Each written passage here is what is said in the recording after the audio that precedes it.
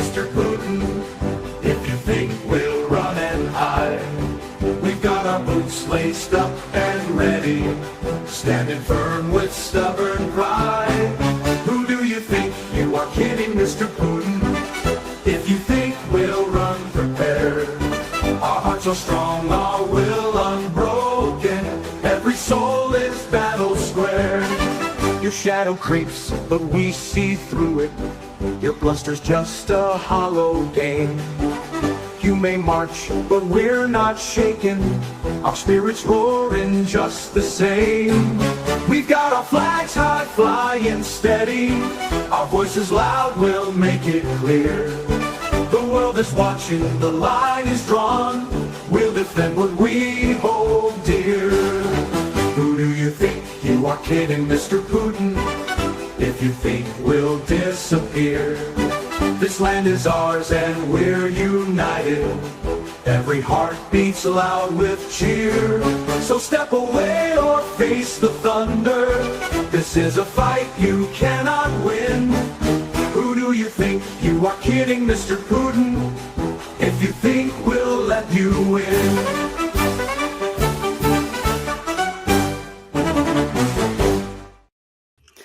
Yes, I clicked the wrong intro. I said I only ever use it once, but it was at the top of the list. So you got to have the song again. Hello, Brian. How you doing? Yeah, good, mate. How are you? Not so bad. Not so bad. We've got two guests with us today, not regulars for the Fireside. So sorry you didn't have a video intro there. Alan, how you doing? Excellent, Mike. How are you? I'm really good. Really good. And Ben, Renegade Preppers, you're gone. That's what he thought of the song. I'm sure he'll be back. It says device not connected. So I love that intro. That's an excellent intro. You get performance anxiety. Yeah. Ben's gone shyer than Hawkins. Somebody fluff his pillow. You're the fluffer, Brian. You're the fluffer. Right. Let's get on topic, and Ben will rejoin us shortly. Hello to everyone in the chat. Good to see you all in here. 78 people in here already. Our awesome moderator, Miss Worm, keeping you all in check. And now, partner in crime, Evil Girl 87, who is also our Facebook moderator. So she really will ban you from everything if you mess with her. They're in there, keeping it checked. Thank you, ladies. Right. We are talking about all seasons, all weather, prepping for winter, prepping for summer, basically the difference in prepping when it comes to weather and stuff like that. Because if you've got one bug out bag, right, and it's there in the summertime and it's there in the wintertime, it's not gonna, it shouldn't have the same gear in, right, Brian? Do you change up what you've got in your get home bags? Yeah, because regardless of the season, it's a calories game and a resource management game. There he is. There's Ben. Sorry to interrupt. I've been here the whole time. So even you had Mike say, "Oh, and he's gone." It says device not connected. Yeah, it was YouTube. Just disappeared at the bottom of the screen. No, seriously, it was YouTube. I had to rejoin the comment chat and all. All right. Random. Right. We should be good though. Blame the Russian. Yeah, Brian. Sorry. Carry on. So wintertime, you'll expend a lot more calories as you try to eat your body. Your clothing requirements will be different, and yeah, so you're having to prep differently with your layers, with your food intake versus the summer. You're also having a different battle with temperature management, keeping your body cool, and also layer control and calories. But your calorie intake will be less. But that's purely for your bug out bag. Yeah, Alan, do you have a bug out bag with your preps? What I've got is, I suppose you could call it a bug out bag as such, but because I do everything in a modular sort of way, I have a core bag that you could call a bug out bag if you like. It's like a belt kit, like a substantial belt kit. And then from that, there's a Bergen element to it. So the Bergen would obviously change based on the season. So my summer backpack layout is very minimalist with, you know, lighter sleeping bag, lighter clothing, things like that. And like Brian says, in the wintertime, it has to become much larger because the clothing's heavier, the sleeping bag's heavier, you're carrying more food, you're carrying different kinds of fuel, all this kind of stuff. So I've always had the opinion that you should, if you're going to make one bug out bag, make it a winter one, because you can always adapt a winter one to a summer one, you know, but it's hard to do it the other way around. I mean, it would be better to get into a habit of changing that on a regular basis, right? Because you don't want to bug out in the height of summer carrying a winter weight, would be my argument there. So you don't want to be carrying all that food. Ben, do you have bug out bags in place at your place? We do. We got 2 of them, one by the front door and one just outside of our main living room door, just in case.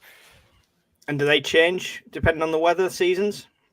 Not really, no, because I kind of thought ahead and thought if I get mostly all season stuff, it's going to cater to all needs. It's not going to, make that bill even longer. It's simplifying things as and when. Right. Okay. That's fair enough. That's fair enough. The difference is, Brian, we mentioned clothing and stuff like that. Do you have clothing in your bug out bag, or is it just because for me, my bug out bag contains no clothing? Spare socks. Sorry, it contains spare socks. So hygiene-based clothing, socks and underwear. That's it. But other than that, it's whatever I'm wearing. So I'll quantify that. If I'm working, I don't do it as much. When I was contracting away in the north of Scotland a lot, I had a substantial kit with me, and it had 20 gallons of diesel, 18 bottles of water, American chemical heaters for your MREs and stuff. But I also had, well, it was in the back of the car, so I didn't have to worry about capacity and carrying it. But in that scenario, I had 2 sleeping bags. So a cheap, shitty one out of Tesco to use as a sleeping bag liner, and a 4-season winter bag. But that pales into, you can't do that if you're actually going to have to carry it. So like yourself, all I carry would be 2 pair of socks, change of shreddies, and a fleece. Yeah. So are you the same, Alan? Do you have clothes within that Bergen?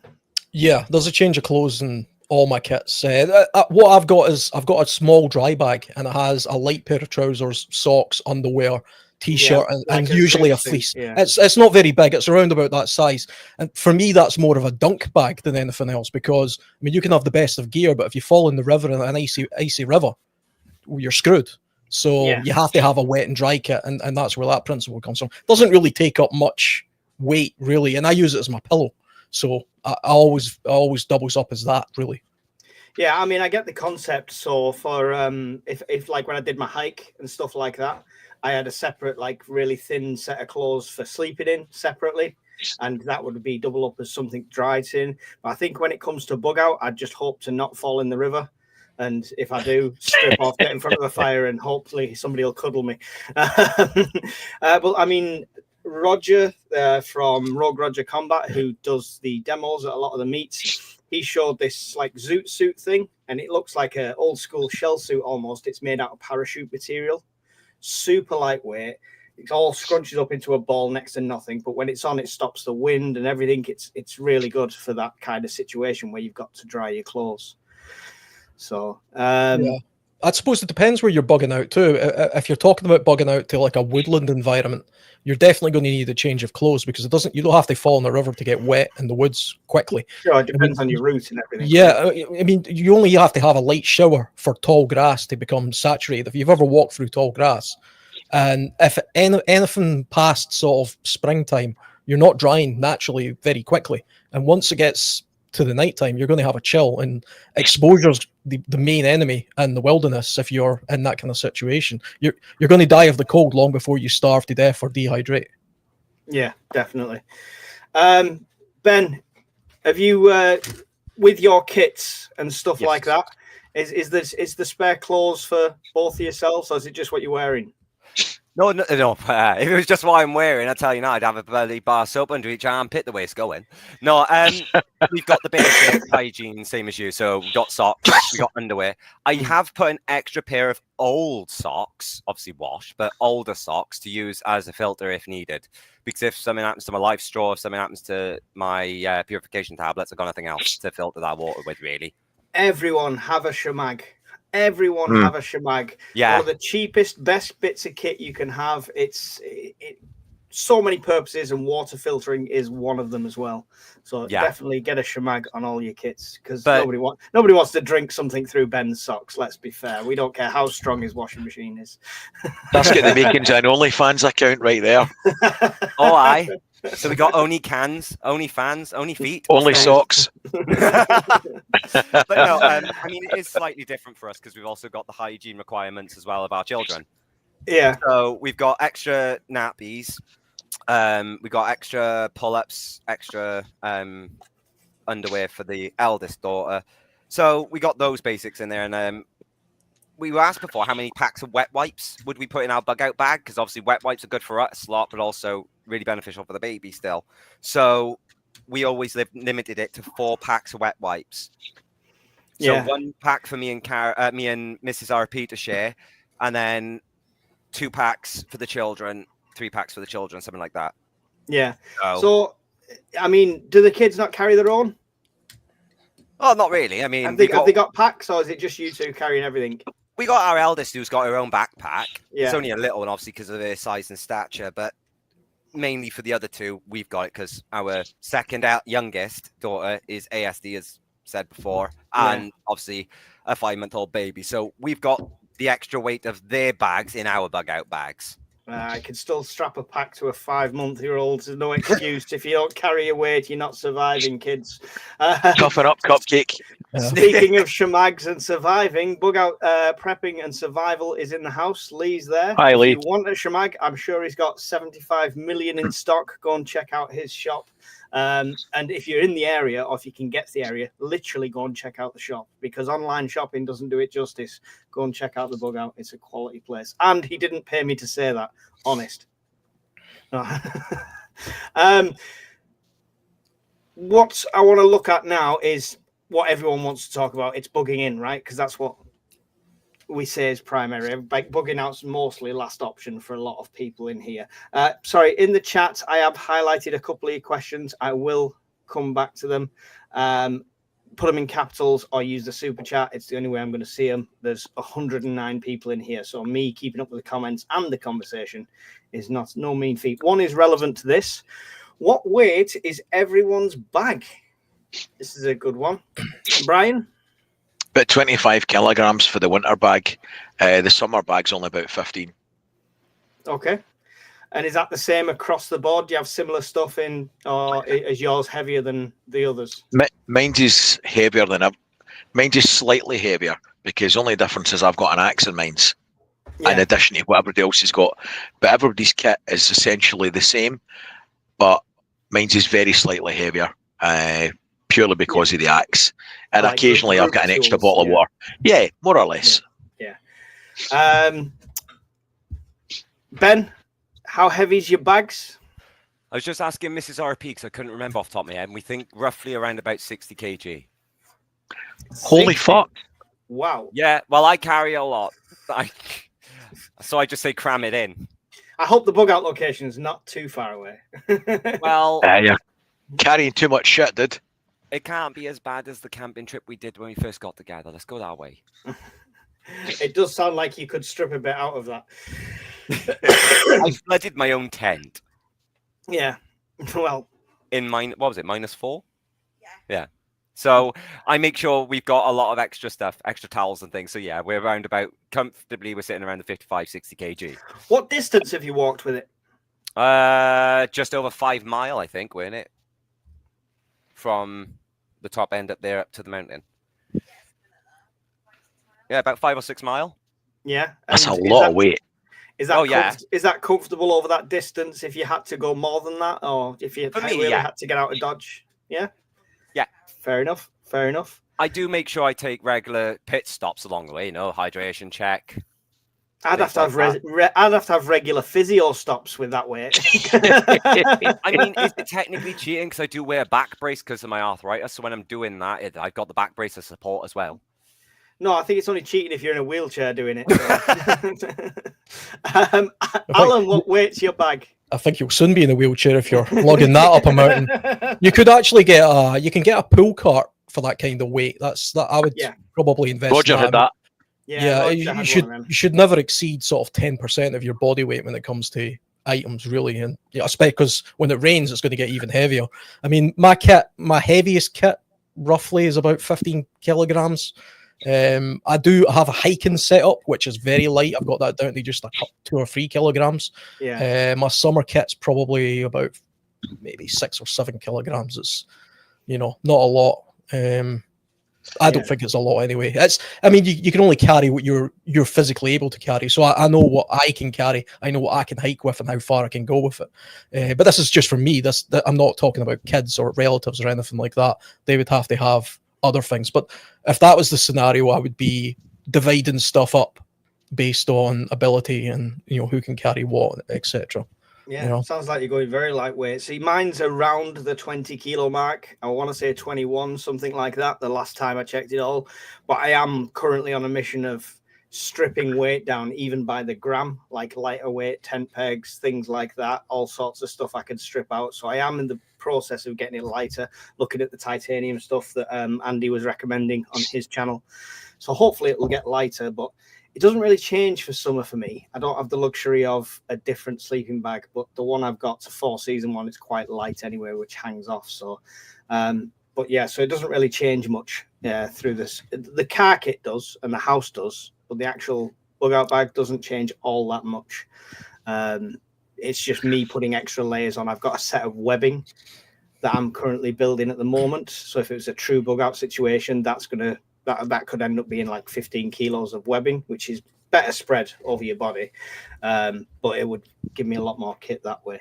Webbing's very similar to what I employ when I was talking about the modularity. I've got a civilian type webbing kit, right? And then I use a backpack on that. And, if it all went to hell and I could drop everything and just run away with what I've got in my webbing, basically, there's a survival kit in there. I can live for a couple of days type thing. Everything else is the Gucci stuff, the tents, the hammocks, the sleeping bags.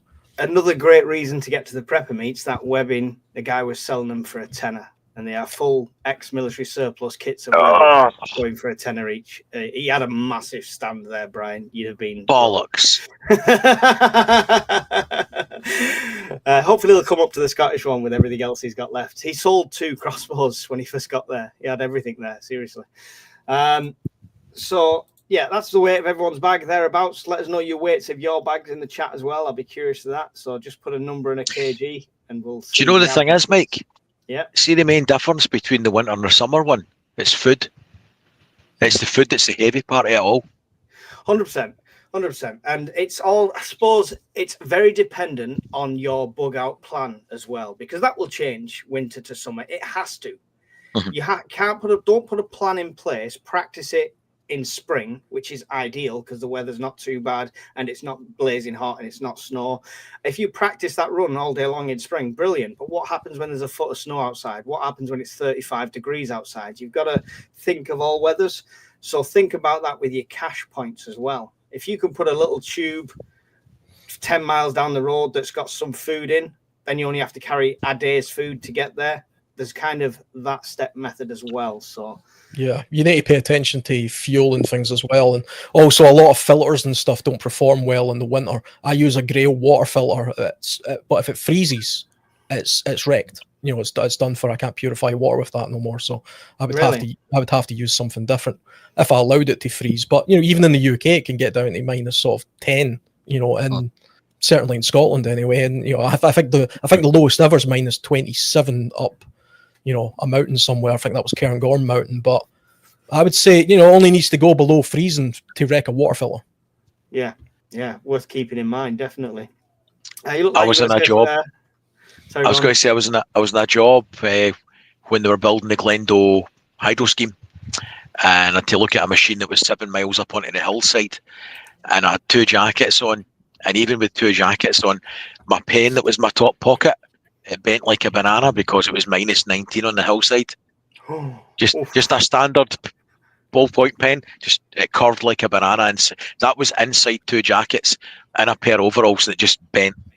I worked on the railways on the London to Edinburgh line, and it was like March. It wasn't even the height of winter, and just up on top of one of those embankments with the wind chill factor, I couldn't have told you what temperature it was, but it felt like the Arctic. It really did.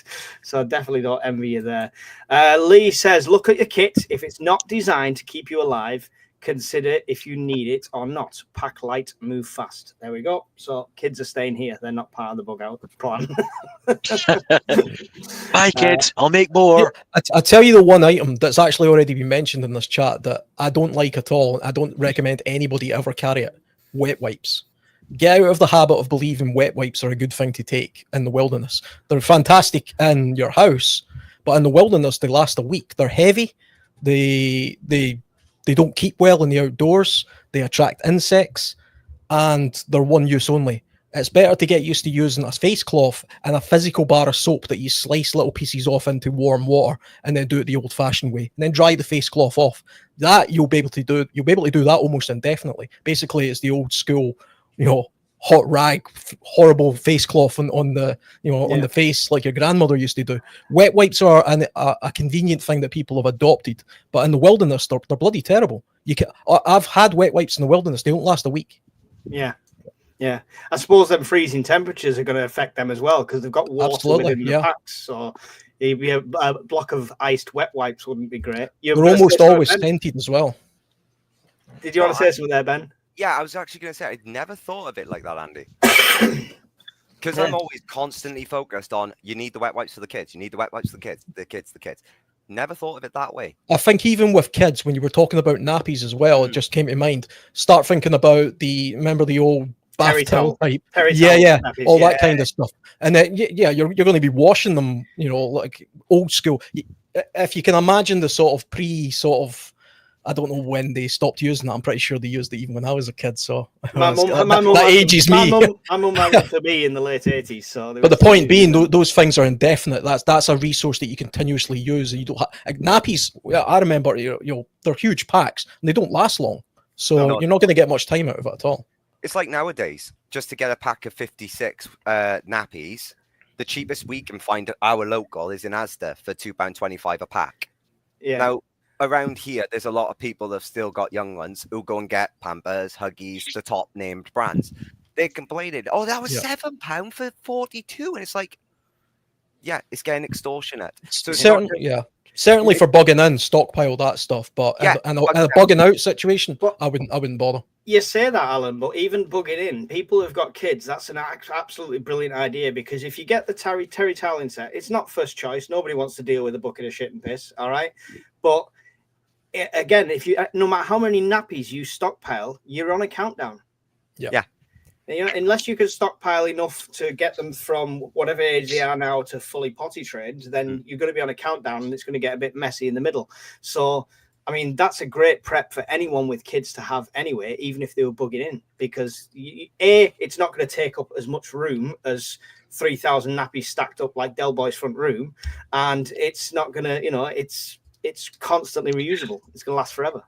It's not that as well. You got to think as well for bugging out with nappies. When Andy mentioned, Alan mentioned about wet wipes in colder conditions, same with you, Mike. It's also nappies. If they're in your bug out bag, even though some bug out bags are waterproof, some may be sort of like splash proof. But if water does get in and those nappies get affected, they're going to add more weight. Not that they'll absorb, and the weight's just going to just slow you down. They're going to be completely ruined. Brian, you going to say something? The only slight concern I would have with using the terry toweling ones in the bug in would be your water resources to clean them. Yeah. That's my only slight concern. Depends on your water. I get that, but if you've got that kind of covered-ish, you don't need filtered clean water to wash them. No, you could use grey water. Rainwater. You could send the kids down the river with the nappies, go and give them a sloosh. I think there's probably better methods that you could prep with it, and you'd have to take that into consideration. Especially if you're boiling. If you're boiling these towels that you're using, you can get away with boiling that water a lot of times, and it's going to kill off everything that's in the nappies. I would have thought. That's it. Yeah, you could have a pan of shit water dedicated to it until it was done. But either way, I still see it as less of a ticking clock with lots of packs of nappies and less of the space they take up. Even now, we're not prepping nappies. She's almost at that age where she's coming out of them. So if it hit the fan tomorrow with just, puppy pads everywhere would be the job. But we've got a canvas drawer if anyone knows them, like the square ones you get from IKEA, that is from bottom to top full of loose nappies. But we'll go through them, no problems. They'll just be gone in no time at all. So yeah, it's a good idea. Definitely a good idea. When we have another child, I will put that on my prep list. When? When? Oh no! Repopulation, remember, Brian? Yeah, but he doesn't have to do it all himself. One more people to corrupt and bring them over to the Team Pepsi rather than Team Cola. He's already got a football team. There you go. Towel, flannel, scarf, head and face cover, sling, water filter equals shamag. Best thing. And now even nappy. There we go. Just know how to tie your shamag nappies. That's another option for it. There is one thing I want to say quickly. Also, sorry for going off cam, but one thing I do know Mrs. RP would want me to mention off. Try and get, if you can, anyone who is prepping actively, molly clips. They actually have a lot more purpose than just being able to clip things together. Yeah. What do you use them for then? Actually holding clothes together. Right, I was actually in a situation once where I ripped my combats. I had a couple of molly clips, 2 little tubes of that Gorilla Glue, and I basically just stuck them to each side of the rip on the trousers and clamped it together. They are actually quite handy in those situations. True. Gaffer tape and a good sewing kit, a good housewife kit is also a great thing. Handy for a ripped tape. tarp as well. If you use tarps or tents, that's a very quick fix if it's pouring down outside. Yeah, 100%. Yeah, the Gorilla tape is great. I mean, but Yeah. don't be sucking in too much to the brands. Just make sure it's a good quality 3M tape. So it's the 3M stuff that you want. That's usually the quite good stuff. And don't get me wrong, Gorilla tape's great, but I can stockpile the 3M stuff a lot cheaper. So lots of answers on the pack. I'm going to try and pick out a few of them here. Spare clothes all year round, just in case you slip into large water, i.e. a river, says Paul Thomas. So he agrees with you there, Alan. What happened to Hawkins and Andy these days? Demoted? No, they're on special psychiatric leave because they've done too many shows with Brian. I'm immune. There you go. That was Lee's comment that I had starred.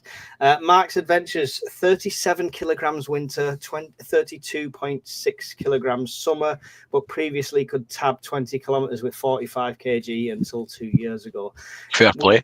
It's good that you're adapting your kit to your ability. And it's good that you know that, because there's some people that like, I used to do 25 kilo webbing and 50 kilo Bergen when I was 21. I can still do it now at 58. It doesn't work like that. You know, you can be as young as you want in your mind. Your body will say no. Pulling a hamstring 2 miles into your bug out. You've just screwed yourself right over there. The zombies are getting you first. And A4 Anarchy, I did 10-mile hike with approximately 18 kilo kit a few years back. Near effing killed me on the uphill, not so bad on the downhill. Funny that, Anarchy, because on my hike, I can't remember what it weighed in at the end. Was it 26 kilos or something, the bag, because I had the tent on as well? The downhill killed me more than the uphill. The uphill was my back, but I'd done a lot of training on my back, so I wasn't too bad. So as long as I leaned right and got the walk right, I was all right. Going downhill, because of the impact on my heels and stuff like that, downhill was worse for me on the weights. But yeah, 18 kilos is a good weight. 9 to 10 kilos, says Elusive Dartmoor Survival. Now he goes and sleeps in the woods against a tree using his smock as the only shelter. So he travels very light. He does go camping as well. So I'd love to see a full kit review on that, on a 10 kilo kit. Elusive. Go and check out his just channel. done he's just done a bug out bag video today, actually, Phil. Is he done it today? Yeah, All he's just done one, mate. Excellent. There we go. So you have to go and check that one out. Cheers for that, Brian. John Cox, I can't imagine carrying 60 kilos. I struggle to get 30 kilo bookcase up a flight of stairs. Yeah, but I'd say that's weight distribution, right? I mean, some of the, to be fair, in defense, some of the MOS lads brought their bags to the Scottish meet, Brian. You saw some of them. They looked ridiculous. Massive. They looked huge. But I could pick it up. But they could carry them. I could pick it up. They could carry him. They train with him. They walk with him. They do it. So it's what you get used to. As long as you practice what you preach, that's what matters there. Cool. Right. The home. So first of all, the schedule. So over the summer, we're thinking of like ice creams and beaches. Are we thinking about winter prepping, or waiting till the autumn, or waiting till winter? When do you change over your kit, Brian? Because the seasons are so unpredictable now. It's not like you can say June the 1st is when it swaps, because you could have had snow on June the 12th.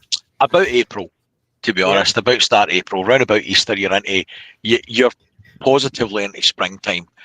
And also when winter's over, as far as the shops are concerned, and they start selling off blankets and pillows and shit like that, electric blankets and things, that's when I would tend to try and buy them a bit cheaper. And vice versa on the swing side. So when summer's over and they start selling off all their camping kit a bit cheaper, looking out for any bargains there for next summer prior to winter. That's one of the things to look for, isn't it? And I will say to anyone who's prepping and thinking over it long term, we're coming up to the golden time for prepping. Just after the summer holidays finish, everyone who thought we're going to try camping for the first time and we're going to go out and spend £3,000 on all the expensive stuff from Decathlon, and then realize we don't like bugs and we don't like rain and we don't like wind, so they sell all and the Mummy stuff and Daddy next to nothing. Are getting divorced. That's it. Yeah.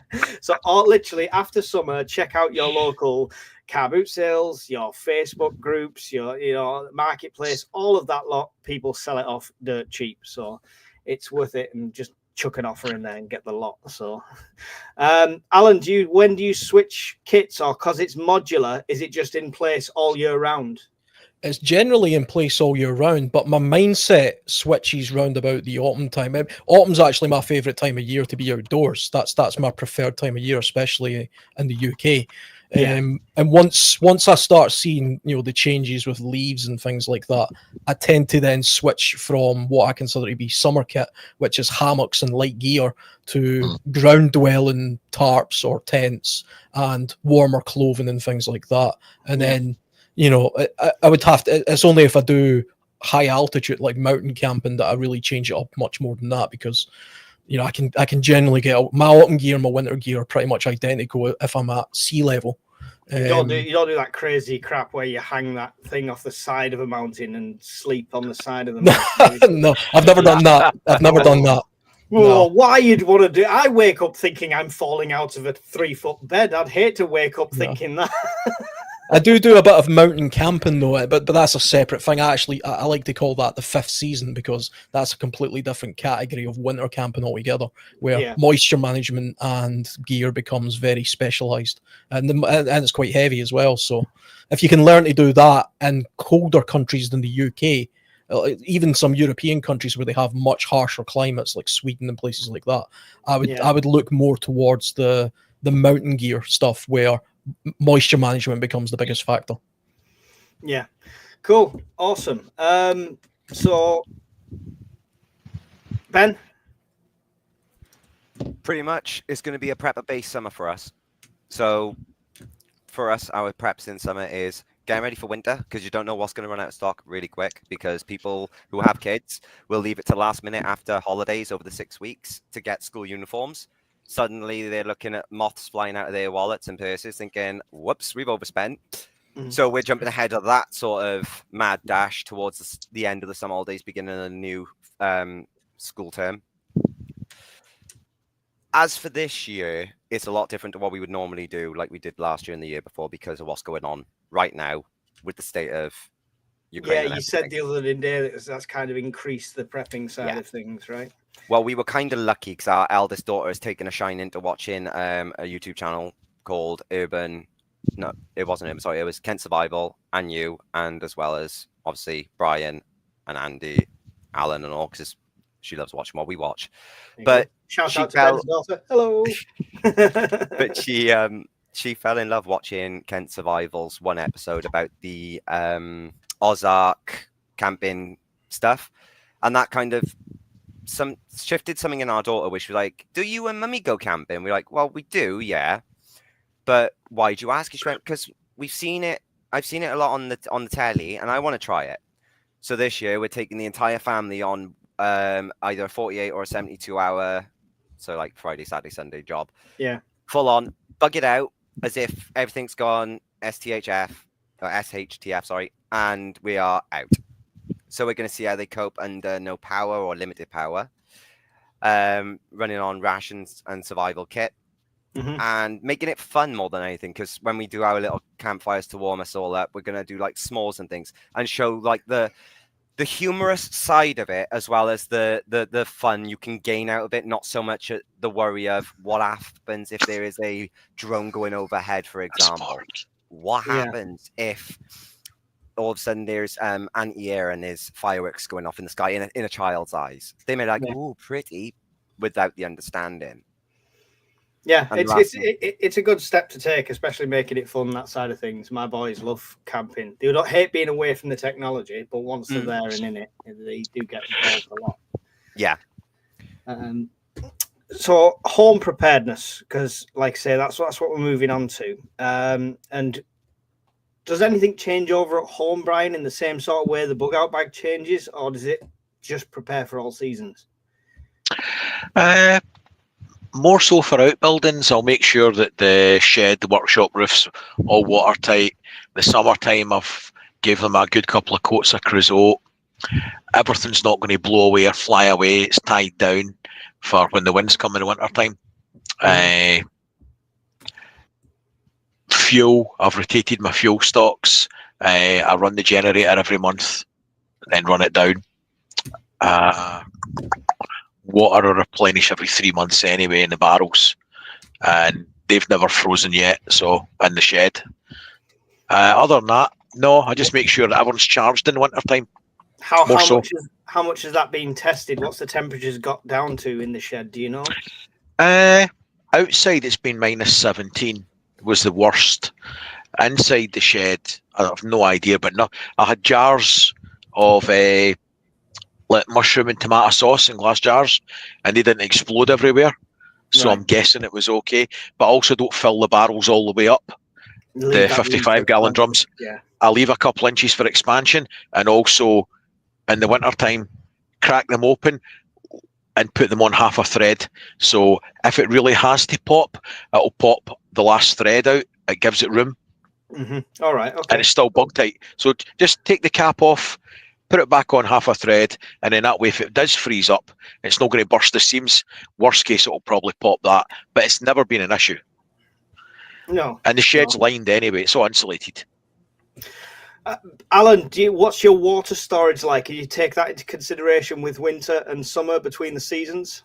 I've got fairly limited storage of water. I've got several packs of those bottled waters in a cupboard in the kitchen, but I don't actually store a lot of water. I would like to invest in a water capture, with the gutters that you can get. The water butts, yeah, the water butts. That's something I'm going to look at doing in the next month or two. But I'm fairly underprepared when it comes to water storage, because I have the mindset that I know where my local water sources are, and I've got several means of filtering and purifying that water. So I can't ever imagine just not having water, really, to be honest, where I live. Even if the taps were to switch off, I think it would be quite a stretch to get to the point where water wasn't available in Scotland. There are places I can go for that, but there's definitely a switch to winterization of the house. Funnily enough, I've only lived in this house for a few years. This is the first house I've actually lived. I've lived in a flat most of my life, and I didn't realize that last winter there, where we had those strong winds, one of my chimney pots fell off, broke the roof, my fence blew down, trampoline blew over. Quite a bit of damage was done, and I was just unprepared for it, because I still had I live in a flat type mentality where it doesn't. A tornado could be happening outside, wouldn't bother me. But when you actually have your own property, and a chimney pot wrecking your roof in the middle of a windstorm becomes an issue. So solar panels ripping your roof off and destroying your yeah, I can relate to that. That's when gaffer tape comes in handy. Yeah, all these people are going to bug out to Scotland and now thinking, is the weather really that bad up there? Also, I think the winterization of your car as well, that's incredibly important. Yeah, we'll get onto vehicle prepping as well as part of this.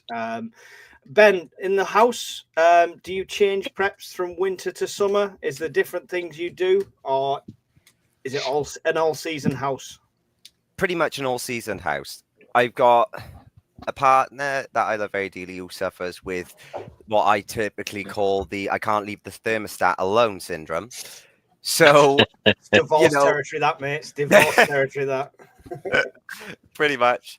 Nah, joking. But no, we are pretty much in all seasons because we've got children that need to be kept within certain temperatures. So when babies are babies, between 16 and 19 degrees is ambient. So it's all seasons. So how's that go into your considerations without power? Do you know what? It hasn't. I'll be dead straight. It hasn't. But surely you prep for that. I do, in a sense, but that's mainly Mrs. RP's field of expertise. So, right. Okay. Fair enough. We tend to go down the 50-50 route. So if there's some things that Mrs. RP thinks we need prepped more in the all seasons zones, she does all of those, and I'm basically the one to go, you need the money. Yep, there you go. There's the card. You go get it. It's fine. Yeah. When we talk about prepping for winter, generally, we should prep for power cuts being the worst case scenario there. Yeah. Depending on the scale of that, could be a day, it could be an hour, it could be a week, it could be a month. With the power grid the way it is, Brian will tell you all about that on his channel, Scottish Prepper 73. Go and check that out. But the power grid isn't, the most robust thing in the country at the moment. And when we prep for winter, I really do think we need to think about how is this going to work without power, without gas, etc. So how can we do it self-sufficiently, just in the four walls kind of thing? Brian, you kind of got that covered behind you, haven't you?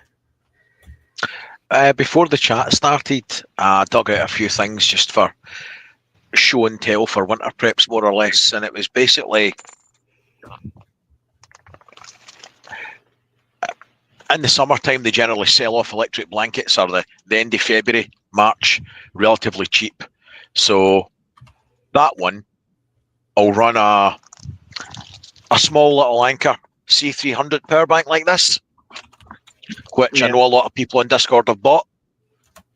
That'll run this electric blanket on its low setting for, where are we, 8.5 hours. So if you're down to one room and it's freezing outside, you could conceivably wrap this around the family and it'll give you 8.5 hours of warmth through the night. Or on its high setting, if it's really cold, 3.5 hours, and then you layer up on top of it. Or if you use something a bit bigger, if you've got the Delta 2, then you can run it on the high setting for 12 hours. If you really had to, 12 hours on high setting, I mean, that's going to be toasty. On its low setting, 32 hours. So you're looking at several evenings, probably 3 nights worth of heat for you and your family out of one little power bank. So it might keep you out the shit. Definitely. So power-wise, you prep for a winter without power. Is the home solar instantly just taking over that? But obviously, with battery storage, that's purely going to be limited with the lovely Scottish weather. Yes and no. I've got figures going back for the last 3 years in performance and how it's done. So worst case, in January last year, we got 4 kilowatts for the month. To put that in perspective, that'll fully recharge one of these power banks 4 times, right, in the month. And that's on one array. Now we've got 2 arrays, it should be slightly better. But to put that in perspective, we've just spoken and said that'll heat an electric blanket for about 3 evenings. So you're looking at eking out a couple of days extra, at least, maybe even 7 to 8 days worth of potential nighttime heating out of 4 kilowatts of solar, just using it for that. That's not to be sniffed at, but what your expectations of solar in wintertime have got to go way down. It cannot be your primary source of everything, because you've got to massively over panel and lower your expectations. If you've bought a little 100p 100 folding solar panel, you're getting 5 to 10 watts. Yeah. Instead of 100, maybe. That's still something over the day. Well, but you've got to be. Hawkins had the equivalent of 4 of them hung up at the Scottish meet, And with all 4, he was pulling in 5 watts at one point during the day because of the cloud cover and stuff. Yep. And you've got to be aware of that. It'll give you something, but it's not a totally dependable source. And your energy resource management has got to be on point. So you're thinking LED lighting, using a power bank for resistive heating elements at all has got to be a last-ditch effort that you're really in the shit. It should be for lighting, phones, charge, that kind of stuff. But as I've proved earlier, you could do it if even blanketed up, your children were uncomfortable, they're panicking, they're really cold, then plug it into the power bank for a couple of hours underneath the duvet, get them warmed back up again, turn it off, keep your resource management on point. Good shout for that as well is I posted a link for the Delta 2 and for Brian's Silent Night electric blanket in the chat, by the way, if anyone's interested. But one thing about conserving temperature or staying warm in the winter if there's a power cut is also pitching a tent in your front room. Like it doesn't have to be anything special, doesn't have to be anything expensive. It can be one of these cheap throwaway festival tents, a £10 pound shop one, anything like that. That electric blanket, you can lie across the base of it and you can just turn it on 10-15 minutes at the most and it will warm the whole thing up. And because you're in an enclosed area, it retains the heat a lot longer as well. Alan, backup power and staying warm in winter if the power goes. What's your situation there? I don't at the moment. I don't have any sort of solar or power banks or anything like that. I am starting to look. I've been watching Brian's channel. You know, I am getting the sort of. We're going to have Brian made me buy it t-shirts coming soon, so you can get. I very nearly pulled the trigger on that. I think it was the EcoFlow River Free, which is a small power bank that I was going to use for tents, really. Because it's a good power bank. It'd be good for that, I think. And Amazon were doing it on a great deal at the time, but I held off so I could do a little bit more research. At the moment, my thinking would be along the lines of if I was bugging in and there was a sustained period of power outage, I mean, things like the fridge and stuff would soon die off, but I've got a buddy heater actually in my shed, which is, I guess called a Mr. Heater in America, which is, it's an indoor friendly fuel powered heater. Basically, it's kind of like having like the old Calagas ones. Yeah, kind of, but it's much smaller. Oh, I've seen that. They're fantastic. Is that the one with the Coleman canisters, Mr. Buddy Heater? Yeah, the very thing. So they're actually incredibly useful when it comes to heating a room, for example. You can heat a room pretty well with those, and they're relatively safe. They don't put a lot of toxic fumes or anything like that. But like you say, building that, I've got a tent large enough that I could construct in my living room without issue. There's enough materials in the house, blankets and that kind of stuff to insulate the hell out of it, so it was like an igloo. And then in a combination with what I've got is I'm a sort of power outage, short-term power outage. I've got a box which has just got candles in it, glow sticks and some batteries and things like that. To be honest, that probably wouldn't last more than 2 days, 3 days at most. Anything beyond that, I would have to start looking for some sort of other resource. But I'm pretty sure I wouldn't freeze to death just based on, you know, what I could do there. If it really went to hell, I have a wood burning stove for a tent. You know, it's an outdoor one, and I could theoretically build a large tent. I've got a large TP tent. I could put that in the garden with the wood burning stove, and that would actually be warmer than the house. Or I could put it in the shed. I have a shed. You know, I'd take the motorbike out of it and construct it that way. I could bodge something together if, you know, it was really going to hell. But in the future, I'm going to have, you know, I'm going the solar route, the power bank route, along with you guys. I'm just a lot further behind. No, I'm the same, and I don't have loads of solar or anything like that, and I'm in rented accommodation, so there's nothing on the house like that. And Kelly's eye put on Brian's channel before, pro tip, learn to live with minimum electricity before too long, you'll have no choice. Because, I mean, if you are literally prepping for Teotihuacan, and we're not talking about, a month's time, everything's going to be back to normal, then even power banks have a finite life. You know what I mean? Unless you can build them yourself and repair them yourself, then you're still going to end up on a countdown timer, as it were. It's years. It's a long timer. Yeah, it's a long time. I'm not saying it's not, but so things can go wrong. Years. Things can happen. Somebody could take one of those into a tent and get it soaked, and then you're screwed, right? You know, so you're looking 10 years. Yeah. And 80% capacity, roughly. right? Is that Depending the on how you same cycle. timing if you are running constantly, like there's a power cut? Is it you still going to expect 10 So years out of it if it's used it every goes single on day? cycles. Yeah. So they'll guarantee it 3,000 cycles to 80% capacity. And like I keep saying to people, that doesn't mean it just stops. There's not a magic switch. It goes, right, you've had 80%, you've used up 20% capacity, it's busted. No, it'll last. It's just you won't have that 100% capacity. You've now down to 80, right? You're still going to have an element of usage in that, and a good element of usage. Mhm. But things do break. Like you said, things do fail. So redundancy, once you've got one and a means to charge it, don't buy 6 power banks and you've got no solar panels. There's no point. Right? I've had this conversation with a few people. I'm just going to go and buy another power bank. No, go and buy something to charge the power bank first, then go and get another power bank. Mhm. Don't wag the dog, right? Yeah. Get a means to charge it. So in the winter time, you need to be more conservative with your resources in terms of power because you can't easily recharge it. Summertime, you can be a bit more frivolous with electricity and you can husband your wood resources for the winter time and your gas resources for the winter time. So you're going to just shuffle gas for cooking will be in the winter time. Summertime, you're going to use up the power because it's easily replenishable. So induction hob, something like that. Yeah. Microwave even if you had to. Yeah, definitely. Alan mentioned materials and stuff packing that tent out. I'll just mention as well, don't underestimate a really good wool blanket. I posted a wool blanket for reference, just for reference. Don't buy it on the chat because it's like 28 quid for a single blanket. Go to charity shops, go to auctions, go to car boot sales, go to places like that. People get rid of blankets in boxes. You don't care what patterns on it. Check the material. Good wool blankets will be absolutely lifesavers. Make sure it's at least 80% wool because Oh, there's yeah. a lot of crap out there that are, when you read the fine print, they're 30% wool and the rest is, I don't know, plastic or something. But if it's not itchy, I don't buy it, Alan.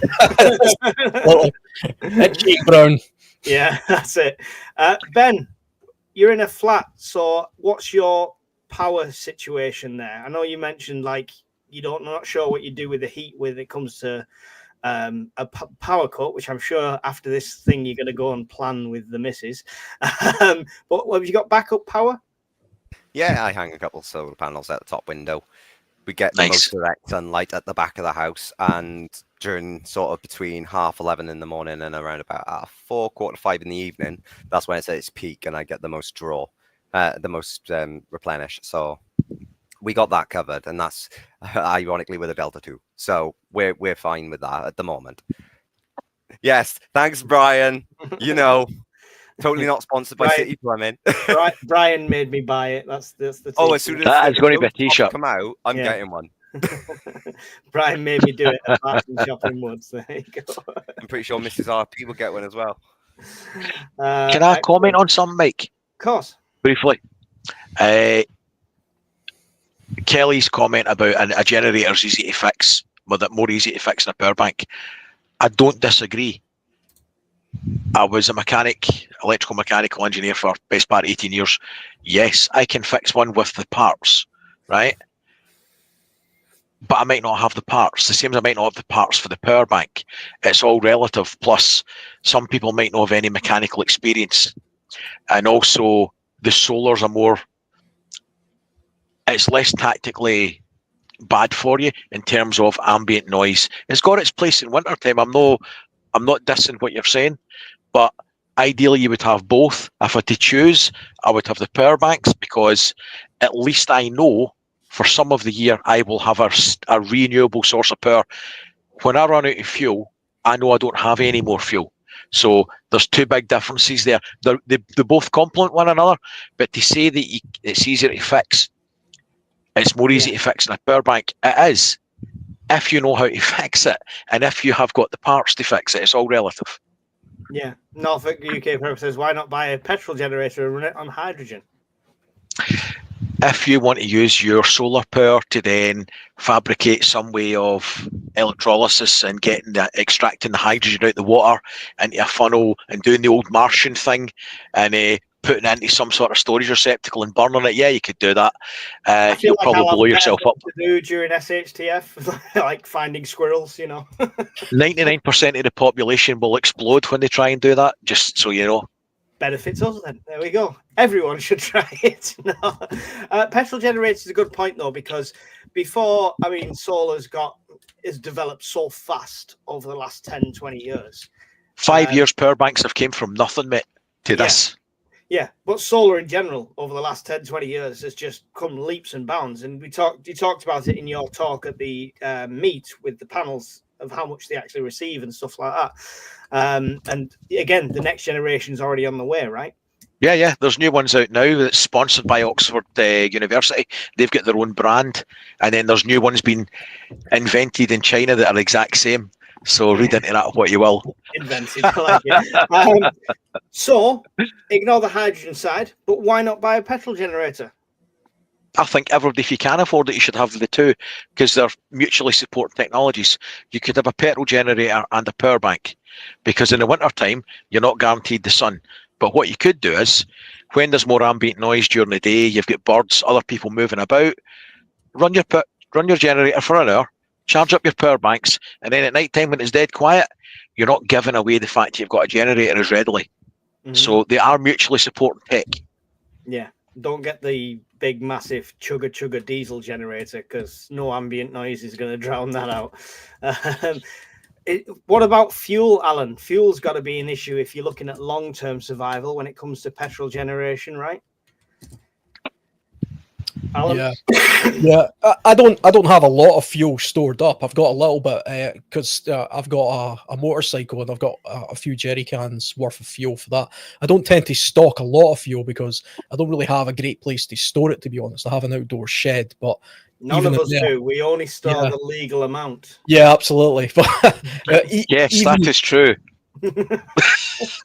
I think even if I had the means to store a lot of fuel, unless I seen something on the horizon along fuel shortages, I wouldn't be overly inclined to store a lot of fuel anyway, because, you know, I'm relatively close to where my place of work is. My bug out locations that I have are based on hiking routes as opposed to car routes. You know, and you can get quite far on a couple of tanks of fuel, really. So yeah, not a lot of fuel. I mean, if I had, in the perfect scenario, you know, if I won the lottery tomorrow and built a homestead, I would absolutely go down the route of having a combination of fuel generators and electric generators, like Brian said. And I would have everything, basically, because why not have redundancy after redundancy after redundancy? 100%, you can probably charge the electric power banks with your generator, your fuel generator, if you have an excess of fuel, you know, in the winter. There's things you could do. I've even seen wood gasification generators being put together before on YouTube channels, which is an interesting concept. You can even run a car on it, apparently. It looks a bit funny, but it can be done. On an older car, carbureted engines, older ones, not with injection systems, easily, without pissing about with an inlet manifold. Not and again, no, your battery one ain't going to work too well, mate. The time to try that is before the shit hits the fan, if you've got an interest in a hobby in it, and pack some spare eyebrows if you don't know what you're doing. Wear safety goggles, I think he meant to say. Ben, petrol's kind of not an option in a flat, is it? Because fumes, giveaway, position, things like that. Is it something you've thought about at all? I mean, even in a flat, do you have roof access? No, because we're flat roofed, all the heat will trap up on the upper level. So for us, the whole idea of a petrol generator situation is a no-go. I mean, technically we could, if we had the ideal conditions, and same with what Alan was saying about having that perfect scenario about winning the lottery. Not so much winning the lottery, but if we had more income than we do now, it would have been feasible to put a petrol generator just out in the back garden. Even though the kids would go out running around, I could fence it off or put it in its own little outhouse, you know? That would be the ideal, perfect scenario for us. But because we're in the midst of moving, that's a really slow process because it's through the council rather than private. We haven't got those luxuries. So on the topic of petrol generators, my only point of views and aspects is, from our perspective, as soon as we move house, might be a feasible option, because with what houses are coming our way, put it in use of better terms, we only get 4, maybe 5 choices every week. Mm-hmm. So the ones we're looking at are trying to try and accommodate what we need are few and far between. Hence why we're still here. But ideally, if we can get the right house, petrol generator, it'll be no problems. Yeah. Not even the fumes they'd have its own place. Go, Brian. On the note of petrol, the only reason I've not replaced mine is it's relatively new. It's less than a year or two old and it's got very low running hours. That's the only reason I've kept it. It will go. Aspirationally, I wanted to do it this year. The budget's been smoked. You would be better with a dual fuel one. So LPG and petrol. And the reason for that is the LPG's functionally, it'll last forever, right? As in, it won't run forever, but you can store it. And the bottles themselves aren't that expensive. The LPG's not that expensive, even the big bottles. But what will go is the rubber O-rings in the bottles. Over time, they could become brittle and perish. So what you want to do is if you're going to go down the route of long-term storage of bottles like that, buy a bag of O-rings, right? Cover them in Vaseline or something in a bag, or just put them in a Ziploc bag, airtight bag, and keep them safe. And at least you know if the shit hits the fan and you've got a perished O-ring, you can replace that. But for preppers, a dual fuel one would be a better bet than just a petrol one, because you're going to have more long-term storage options. Yeah. Sorry, I didn't mean to cut in. No. As a side note, I'm very proud of myself that Brian was talking about Vaseline in bags and perished rings, and I didn't even snigger. So there we go. Yeah, you did. Come Come on, mate. Wait. Who was it? I think it Ben was wants in on perished Right. rings. Oh, aye. With Vaseline. Oh, I don't know about that. Ask me again after Watershed. No, Brum said about what about those wood stoves that create electric? So the bio burners. Oh, the BioLights. So BioLights, yeah. I've had mixed reviews and I've spoke to people at meets about these and stuff like that. It's a great little gimmick, and you might get a little bit of charge into your phone, and but it really is what it is. It is a gimmick. It's never going to be a long-term thing. Even the stoves aren't built that great. If you want to burn crap bits of stick, get a good rocket stove. Build a good rocket stove. That's what you need for that. And generating electric, you're never going to generate as much as the worst solar panel on that thing. So a friend of mine had the one for a hot tent. Where it generated electricity, you could run a small light and a small fan from it. It lasted 3 uses, I think. 3 uses. Wow. It still functions as a wood stove. It just doesn't have the electrical ability anymore. I'm sure you could fix it or repair it, but to my mind, if it can't even last 3 uses, then why bother? And it was expensive. It was an expensive piece of kit. Yeah, I mean, if you're looking for these things, you've got YouTube at your fingertips. Search and try and look for people that have reviewed it and really tested it. Like put it through. Yeah, I wouldn't. Yeah, I have one question. Sorry to cut in, Mike. I do have a quick question before it disappears off on my comments box. Somebody made mention of, what about fire pits? If shit hits the fan, you've got to bug out. Some people say if you do a level-based fire pit, there is that chance one of those hot embers could go, catch some dried kindling, some leaves, what have you. I've seen a lot of people saying about burrowing down maybe 3 or 4 inches. A Dakota fire hole, it's called. Yeah. Yeah, so that's what we did with the Civil War. So when we did the American Civil War Society, you would dig out a fire pit 3 inches deep, and you'd do it all in there. You can put rocks around to protect. It's fire discipline at the end of the day, right? Yeah. If you're going to have any sort of wildfire, it's fire discipline. But what you've got to imagine is if you're in a situation where you're bugging out, lighting a fire is a very risky scenario, and you've got to play that against, are we actually going to freeze to death, or are we going to give our position away and smoke, fire and everything, and you'll be spotted from a mile off if you're in the open. So it's risk versus reward with that. If you're in a situation where you're genuinely bugging out, I got one of the fire pit things that Brian brought to the meet, the little mesh things, because I seen them and thought they're gonna be crap, they're gonna burn through in 2 minutes, but it lasted all night and it was spot on. So I picked up one of them, but it's not going to go in the bug out bag. if I've got to start a fire, it's going to be the tiniest little thing that's going to fit inside like a hex stove. It's not going to be anything bigger than that until I'm in a really safe location. And then it's just fire discipline. Just think about where you're burning it. In Wales, especially, you have a lot of like Japanese knotweeds in Wales. Oh, yeah. And you might not see burning, but what happens is it's one of the roots that can burn underground. So you could have a fire, and a forest fire could spring up like 6,000 meters away because it's connected to the same brushes. Oh, I never knew that. It's one of the only routes that, like, there's a few, but there's one of them that burns underground, and it's an absolute nightmare. So my yard is full of them in Wales. So you just got to be careful with fire discipline. If you dig down and there's a route, just move over and burn somewhere else. You know, or protect it.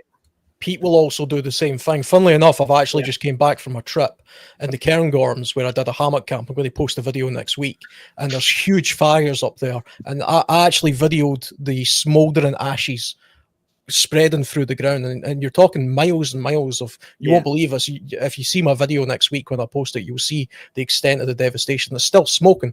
Nobody's trying to put it out because they just can't, because it's the peat and the roots that are burning all the way through the landscape. Just quickly, when you were talking about having small fires and you talked about those mesh kits, another thing you could have is this. This is called a solo stove. These come in all different sizes. It's basically a pot, but you take the pot out, and inside it there's a wood gasification function in there, which it has almost no smoke and almost no smell. But you can have a small controlled fire and boil water here, which would meet all of your needs. Really, you can get bigger ones than this, but this one here is a good size as a bug out item, and I keep this in my winter kit, which I sometimes take, I sometimes don't. Nice. But it's a very nice little thing. If you look up the company, you'll see all the different sizes. So is that fundamentally a bit like a Russian ring? So a Russian ring is so basically this is the pot element of it. Inside I've just got, you know, a thing for lighting it, a lighter and things like that.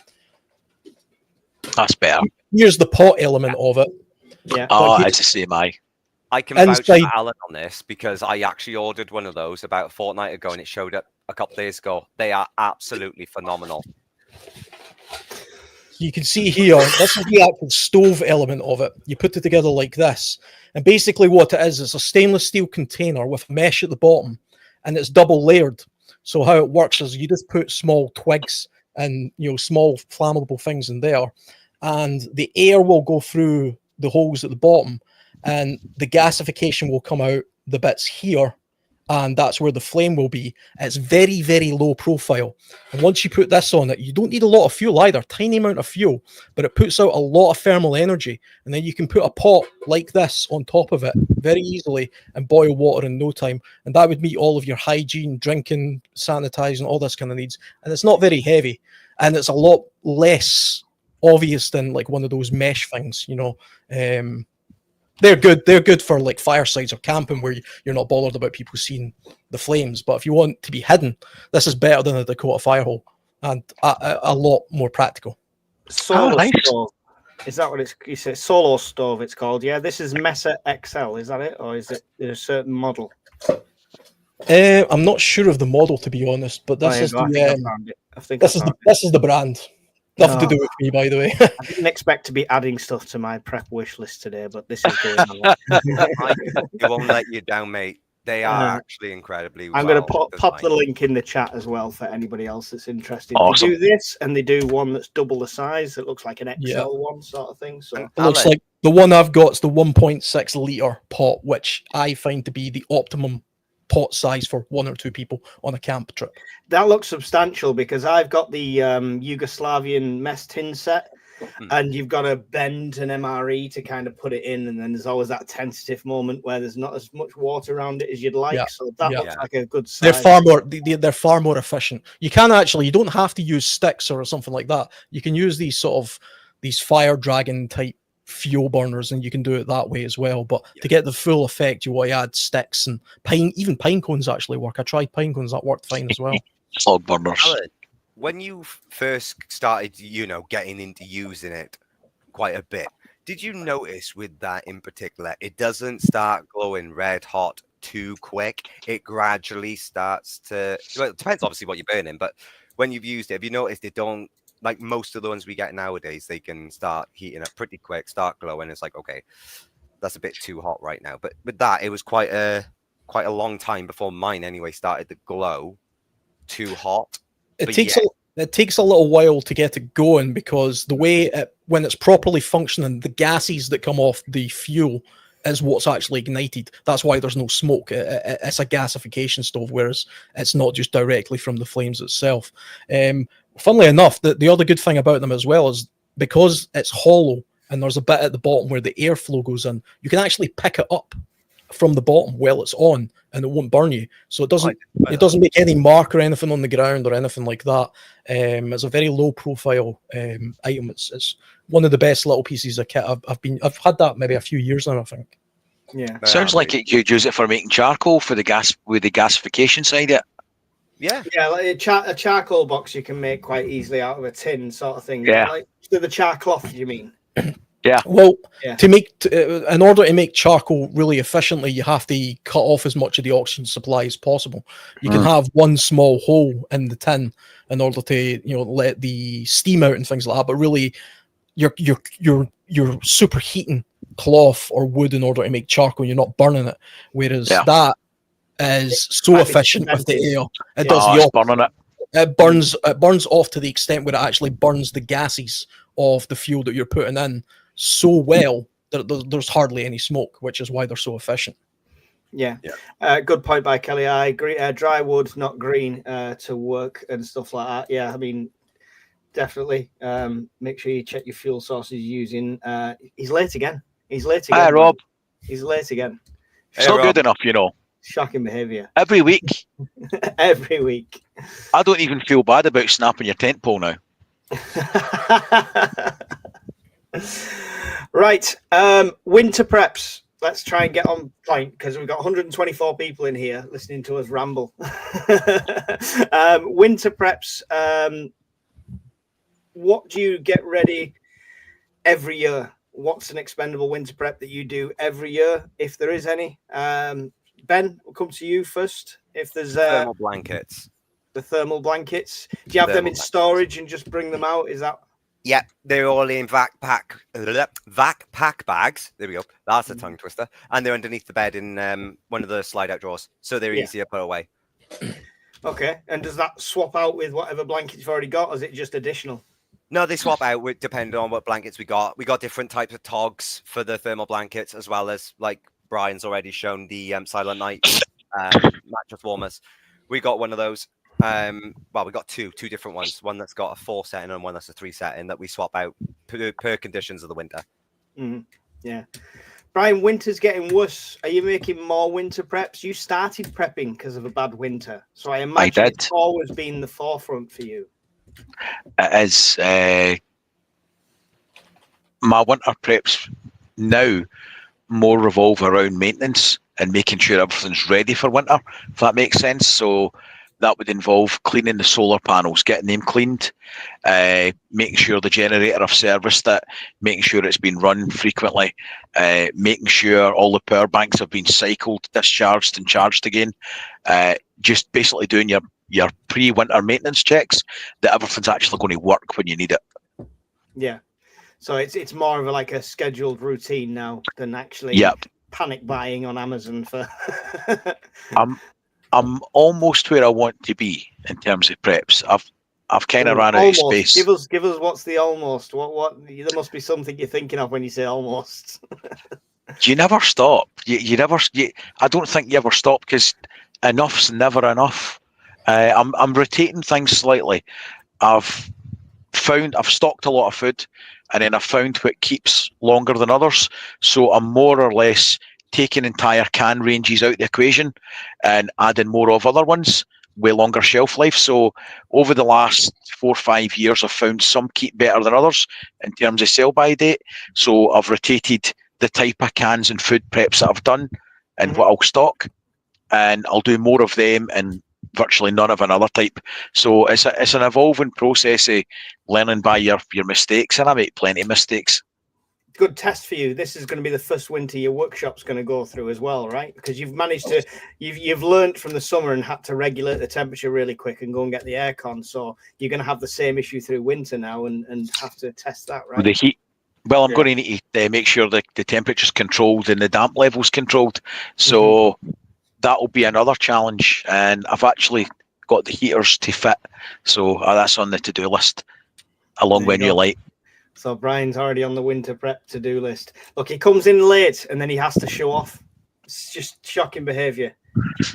He mentions he's got a multi-fuel burner there, you know, because of us non-log burner fake preppers. Posh prepper.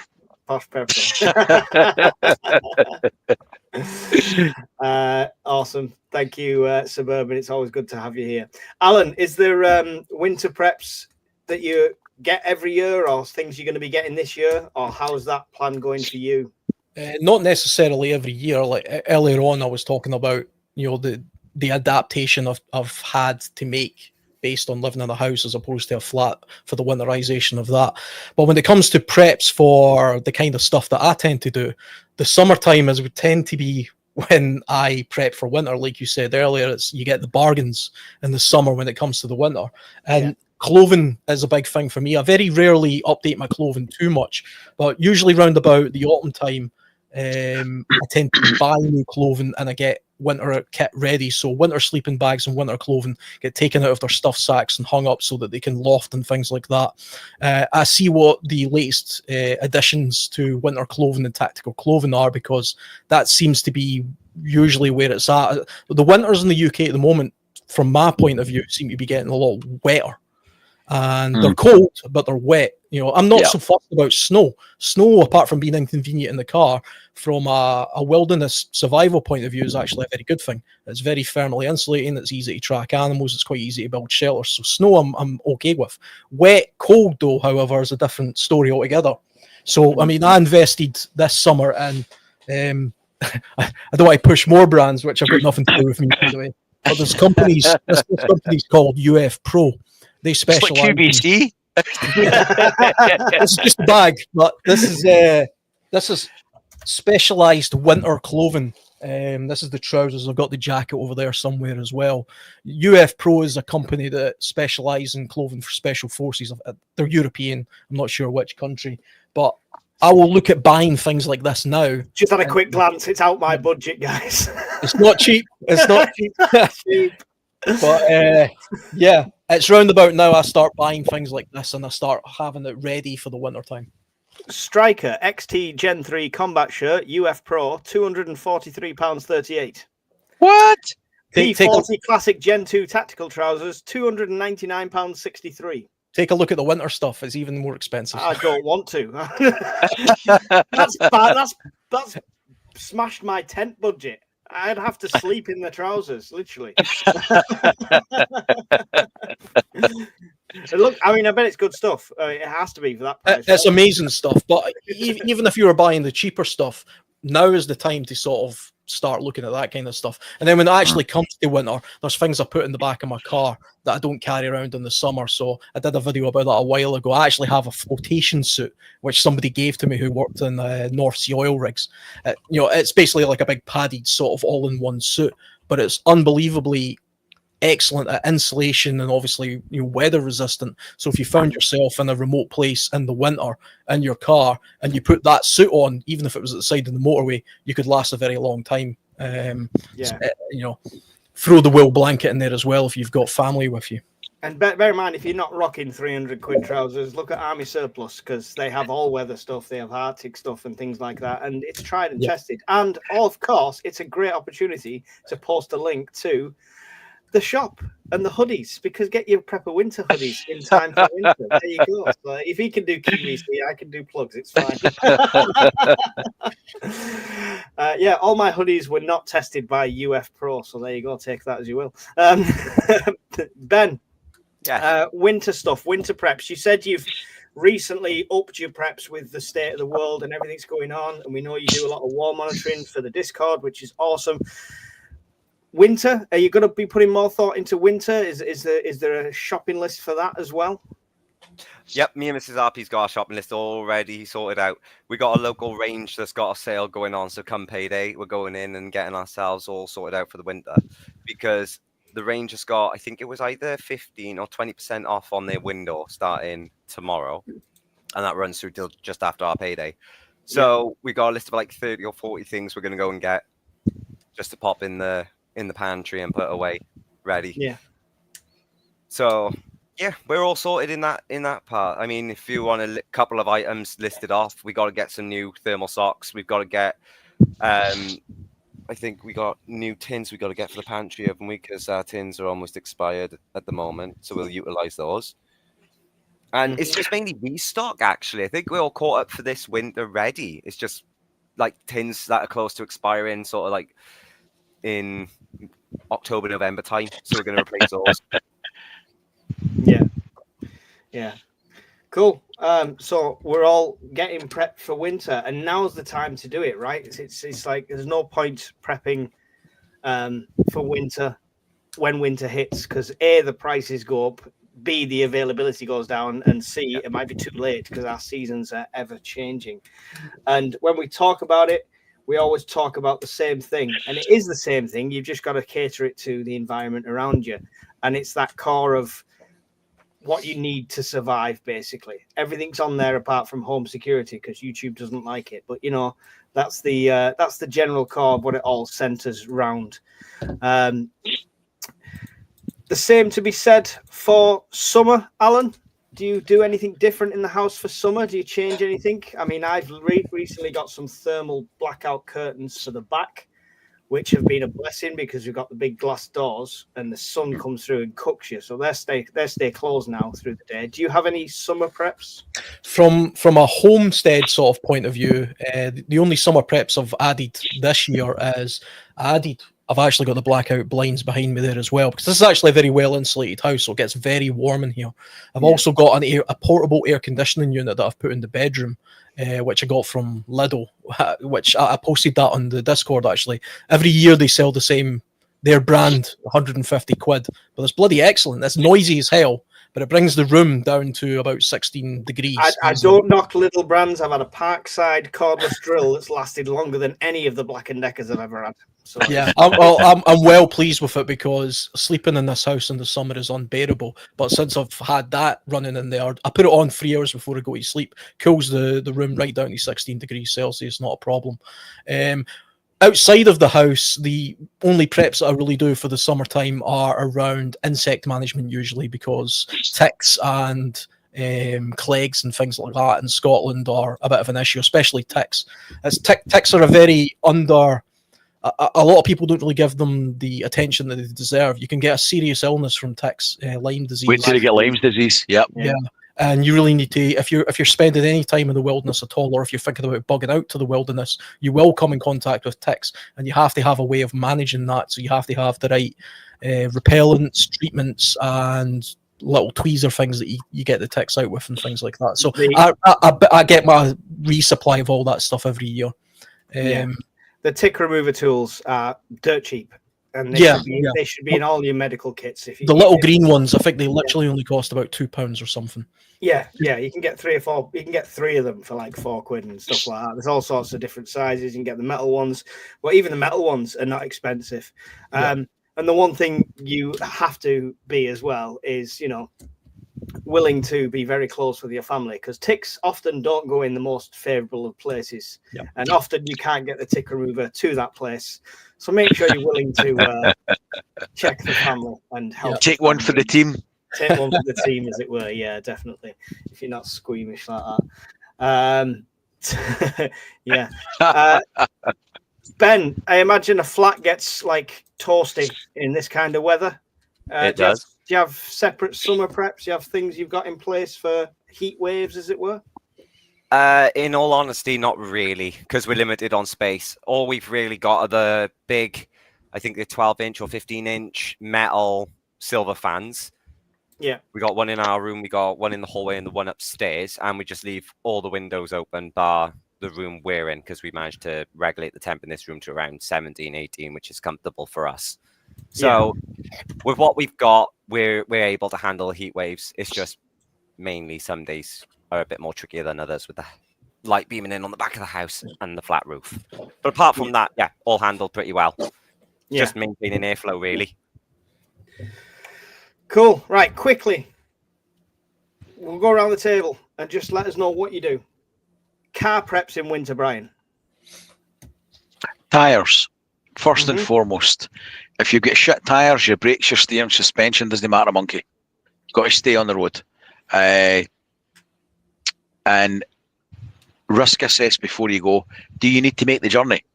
There's no point having screen wash, de-icer, all your stuff in the car. See if you were never going to get to your destination, you don't go. If the weather forecast is saying there's a red warning, take an office day. Take a day sitting by the house. Chuck a sickie if you have to. There's no job and no place you need to be that's worth your life. So make sure you make an honest, no bullshit risk assessment of the journey. And if you can't make it, don't even try. Yeah. That's my biggest recommendation for a winter prep for your car. Fair. Alan, how do you prep the vehicles for winter? I think one very simple prep that you can do for cars and motorcycles, I've got both of those. I've changed my service period for the roundabout Halloween time. So, my bike goes into storage over winter, but it's fully serviced and prepared and winterized, with fuel stabilizer, and I know it's got fresh oil and all that kind of stuff. So if something was to happen in the winter time, or purely because it's stored over winter, it's in the best possible condition it can be. So you can do that with your car as well, and it tends to be a little bit cheaper as well if you do it in the winter as opposed to the summer, because everybody seems to do everything like that in the summer for some reason. Have a box in your car for preparedness anyway. I did a video about this a while ago, and the only thing that I changed, I won't go through the contents of what's in that box, but in the winter time, like I say, I add a wool blanket, a little bit of additional food perhaps, and also I've got that flotation suit. But I've seen somebody in the comments say, quite cheap, you can get like an insulated boiler suit which will work exactly the same. I would also say make sure that you dress for the occasion as well, because I think it was 2 years ago, people on it might have been the M9 in Scotland, were caught out in a bad winter storm with cars on the side of the road. They were in their t-shirts, they were running out of fuel, and they were bloody freezing in the car, and they had to be rescued. And that was 10 miles away from Glasgow. And they were freezing in their car and had to be rescued because they were in their t-shirts because they thought they could put their heater on and everything would be fine. And then 5 hours stuck in their car later, no fuel, and they're freezing. So a little bit of forward preparation for that, I think. And tires, like Brian was saying as well, we just don't do that in the UK. In some countries, it's the law to have winter tires in the winter. For some reason, we don't do that. Extreme countries, we don't want chains on our tires because there'll be more potholes to fix, right? Yeah. Even socks, even a packet of socks for your car, tire socks, they're relatively inexpensive. Stick them in a boot, and they go on quite easily. They might get you home. Or even balls, basic stuff. If you're stuck in the snow or it's a bit sketchy, let some of the air out. Let air out tires. Get some more rubber in contact. Tire pressure is a key one because people will set it and leave it, and you've different, even on your actual recommendations for your tires and for your car, it'll have tire pressures for winter and for summer. So make sure you're checking that regular. I've seen a Canadian guy recommend cat litter, funnily enough. You can put that underneath and it gets more grip, I haven't tried it, but apparently that's quite good for icy. So what I've got in my car is 2 scrap bits of wood. And they're about 1.5 inches thick, and they're just about this long, like 2x4 kind of thing. And that's there purely so if I need to, I can wedge it under them front tires to get that initial lift up to get out of any mud and wet and stuff like that. So that's one thing. That's an inexpensive prep. It's an offcut. You could take it from a pallet, just make sure it's thick enough to take the weight, and it only has to get you out that once. You can replace that very easily. Ben, do you have any vehicle preps? I do, and I don't know if it's from when I used to work with DHL or not, but I tend to do up a list for the car as if it was an Ops 13. Where you do your vehicle checks, instead of doing vehicle checks, I do my vehicle preps. So I always make sure I've got a 1 kilogram sack of salt, because instead of wood, you can get that in the woods anywhere you are to wedge under the tires. But if you're not near any woodland and you're on a motorway, for example, and it's icy or it's snowing, you're not going to get traction under your wheels unless there's a miracle or unless you manage to, just by sheer luck. So I always carry a 1 kilogram sack of salt. It's inexpensive because if you go to Costco or a Booker's, you can probably pick it up for under $5 now. Mm-hmm. And the thing is, it's not that much weight. It's an extra kilogram in your car. Well, your car's going to weigh more with petrol and everything in it anyway. So you're not really adding too much extra. Not only that, a tire needle, a mate of mine used to call it. So if you're in a situation where you need to deflate your tires and you haven't got anything, always keep a flat head needle or a pin of some kind so you can let that little bit of excess air out your tires to try and, I don't know, gain yourself extra traction that way. Yeah. If you're stuck. But not only that, I keep extra blankets, one for each member of the family for warmth, because if we got no power in that car and it's freezing -1, -2, we got no way of keeping warm except to fire out the car or ourselves, or maybe something on a generator that can produce heat. But make sure we always got a week's worth of food, even though it's long life and it can go in the pantry, we'll leave that in the car because that then we know it's secure, it's safe, it's already where it needs to be. We're not going to forget it. So we make sure we got a week's worth of food for all of us to see us through, because within 7 days, you're guaranteed to get some kind of help. And if you're not, you've got yourself out of that situation, hopefully by then. No help is guaranteed. I'll throw that out there. No, it's not. Help is never guaranteed. But people don't sit there on day 8 going thinking they should have been here by now. Where's the government? Why do you think we prep? The government is the government's coming to save us. No, it's all great ideas. I mean, the key ones for me is have food and a way to cook it, 100%. Even if you don't want to store all that, if you're like me and you've got 6,500 children, space is a commodity, even in a vehicle. If you're going on a beach trip or something like that, you need a lot of your boot space. So I have constantly things like protein bars in there, really high energy, small size foods. I've put them the survival biscuits that I did a review on. I've put them in there, vacuum packed some of them, put them in there. And the only other thing I would recommend to everyone is, I know the cost of living is killing us all and the price of fuel is killing us all, but never let it go below half tank.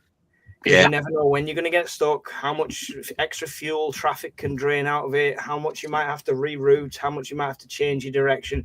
Don't let it go below half tank. And charge your car.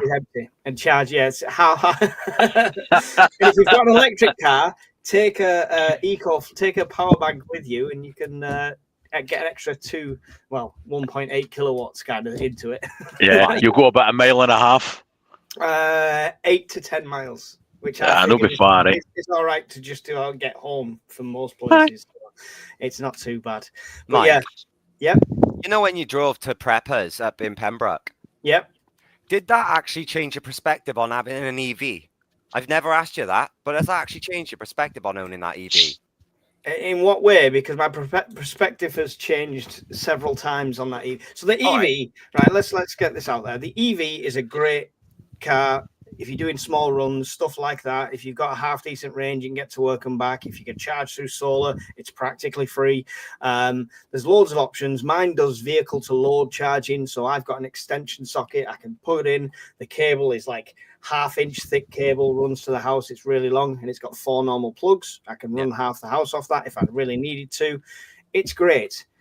Would I have it if it was the only option? No. The missus has a diesel. Yeah. So we've got the kind of best of both there. So when we go and do the Cornwall one, we'll be going in her car, so we don't have to stop and charge. So we can just get down in one run. And my perspective is I will be getting rid of it as soon as my contract's up. As much as I would love to have the money to have that parked out there as an emergency power bank, which is awesome it's a very expensive power bank. So that'll be going. I'll get as many EcoFlows as I can to compete with Brian, and I'll have a great big dirty diesel thing that I can get my hands dirty with the Haynes manual with, because that's the way to go for me. I miss opening the bonnet. You open the bonnet in that and it just looks like, I've just gone. You down don't belong here. Put the bonnet down. Yeah. As a mechanic once said to me, it's every man's playground when it's a real diesel or a real petrol. If it's electric, it's just a fun toy that's been upgraded in size. I've got to be honest, I don't see the big dramas. I was working on electric forklifts when, 1989, when I started my apprenticeship. It's not new tech. No. I mean, the way they're doing it, the controllers and the motors are different, are better, and the battery tech's better, but the technology's been about since 40s. Yeah. Oh, yeah. Yeah. Milk floats have been going for years. Electric milk Yeah. floats. And I've seen them go up hills like that. Yeah. Have you ever seen the ones at Ben Crook in the power station? No. No, they've got like little electric buses that take you in under the mountain when you do the tour. Oh, nice. I did about 8 of them, overhauls on them in 1993, something like that. We got the contract. So, bit of useless trivia. There you go. So it's not new technology. It's not new. It's the infrastructure's falling to bits already, and it's new infrastructure though for charging the actual cars, and that does made in. Anyway, I'm going to come to you after this bit. We're going to do. We're going to let you speak about your channels quickly first, and then we're going to come back to you for the nuggets of knowledge that you can give for people coming up to winter. Any information you can give them that they might not have thought about. So first of all, though, Brian, tell us about Scottish Prepper 73, what it's all about, why people need to go over and subscribe. You don't have to, but it'd be really nice. I'd appreciate it. So I tend to concentrate on what I think's the greatest threat for me that I see is a breakdown of the electricity grid, whether by foreign actions, poor infrastructure upgrades, maintenance, overuse, lack of capacity, you name it. I think it's coming, and I actively prepare for that more than anything. So I tend to concentrate on articles that confirm that belief and reviews and things that will support if that happened. So that's what I tend to try and do. There you go. And gets angry at Faraday boxes and stuff like that, and all sorts. I get angry a lot. Yeah, and go and see Brian and his hammer and his reviews over on his channel. Alan, can you tell us all about the World Survivalist, please? Yeah, so my channel, World Survivalist, originally it was really just a place where I recorded camping trips and hiking trips and things like that as a little bit of an archive. But since then, I'll do product reviews, I'll do solo camping trips, I'll do hikes and things like that, multi-day trips. It's mostly all wilderness-based stuff. I am starting to venture a little bit into the prepping side of things, so I'm starting to take a look at vehicle preparation, house preparation, learning from you guys and this community. And some of my videos are now gearing towards that angle. So probably after Christmas, there'll be a lot more prepping based things on there as opposed to just purely wilderness survival based things. But fundamentally, it's wilderness survival is what the majority of my channel is about. Excellent. So if you want to start learning skills for when your preps run out, which we should all be doing, go and check out Alan's channel, The World Survivalist, which is awesome. Show him some love over there.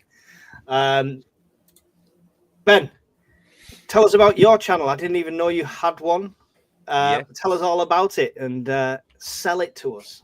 I'll try and sell it because I'm not a good salesman. I tried that at Monte Carlo and lost. No, I'm joking. I've never been to Monte Carlo. So obviously we're Renegade Preppers UK, me and Mrs. RP.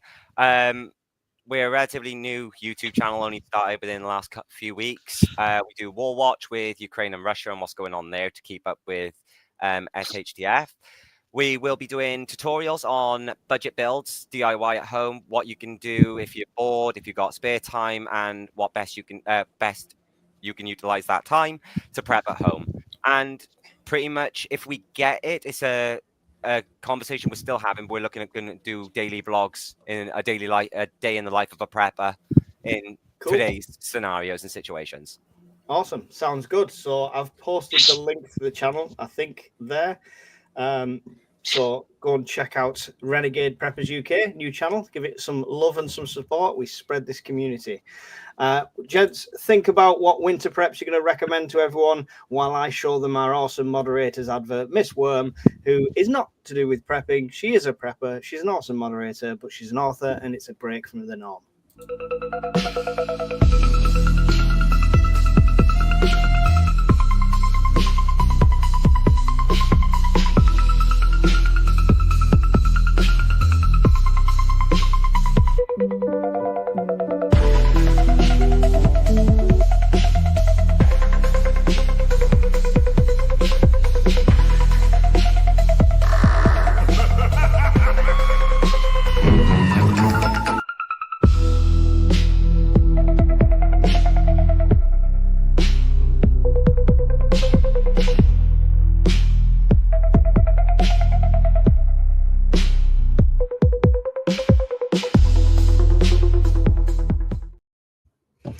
There you go. So if you want a break from prepping and just hear a nice voice reading you a nice story, go and check out Miss Worm's channel. And check out her book on Amazon, of course. And I'll plug mine for a second. Sorry, gents, I know I don't usually do this because they're already on my channel. Some of them are over on Brian's channel as well now, though. But I will just say that I'm up to like 12 Patreon, whatever you want to say it. People have joined up on Patreon now. It's dirt cheap. It's the same sort of cost as being a YouTube member. It's just so I can put things that I can't talk about on here on there. So if you're interested in stuff like that, things that are shiny, things that are sharp, things that are, stuff like that, then you can go and find me on there. And that would be awesome, the support as well. Brian, top tips for winter. Last words on this. What would you advise for winter prepping for especially people that are new? Don't eat yellow snow. Excellent. Alan. Other than that,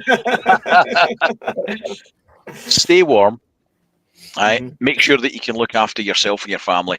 So stay warm and comfortable. Stay safe.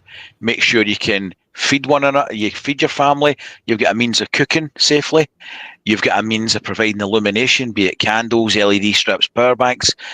And when you've got the basics sorted out, try and invest in making things a bit more pleasant as well. So a little cheap power bank, stick the telly on, keep the kids occupied, board games, more ability to charge your phones, stuff like that for short-term winter problems, power cuts, or even you simply can't get to the shops. You've got some extra food, some comfort foods, things to do. Mm-hmm. Excellent. Cool. Alan, top tips for winter? I think 2 tips, one for urban, one for the wilderness. From an urban point of view, the demand on the National Health Service is at its peak. So if you've got any kind of medical issues or anything like that, I would say prep up on the medications that you think you need before that happens, and be aware of the fact that it's the worst time of year you can possibly be ill. Because everybody knows what A&E is like, and especially in Scotland, it's horrendous up here. So prepare for medical. Yeah, there's certainly a lot more illness goes around in the winter. That's a seasonal thing. And from a wilderness point of view, invest in good clothing. You don't have to go with the super expensive brand that I was talking about earlier, but get good winterized clothing, because exposure is the thing that kills people in the wilderness. It's not food or lack of water or fire or any of these kind of things. It's exposure. And if you just have the right clothing, that gets you quite a long way. Excellent. Superb. Ben, top winter tips from you? Mine is going to focus more to do, like Brian said, and so did Alan, in the urban side of things when it comes to like looking after your family and stuff like that. One thing people need to keep in mind is your mental health. I only touch on this because it's not really spoke about at the moment with what's going on, but there is things like cabin fever. If you and your partner are in the same room for too long, the last thing you need is any kind of friction, any kind of upset, or certainly if you've got some kind of mental illness or like something that could trigger you off. You don't want that to affect what is around you in that scenario. The second tip that we could give is mainly from personal experience, but hopefully this will help other people's out there as well.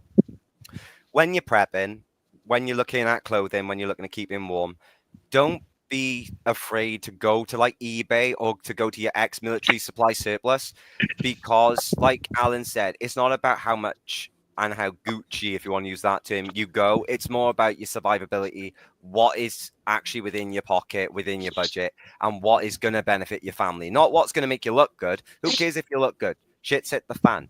You need to be practical. You don't need to be beautiful to be prepared. Hold on, I get my chest wig and house coat on, the medallions. This is my time to shine, baby. Excellent advice there, Ben. Thank you very much for that.